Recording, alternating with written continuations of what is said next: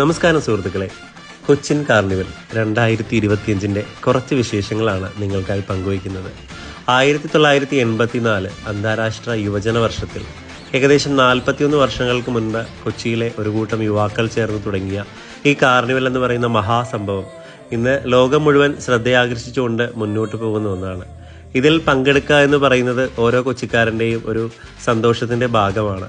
പണ്ട് കൊച്ചിക്കാരുടെ മാത്രം സ്വകാര്യ അഹങ്കാരമായിരുന്ന കാർണിവൽ ഇന്ന് ഇന്ത്യയിലെയും ലോകത്തിലെയും പല ദിക്കുകളിൽ നിന്ന് ആളുകൾ വരികയും ആസ്വദിക്കുകയും ചെയ്യുന്ന ഒരു സംഭവമായി മാറിയിട്ടുണ്ട്.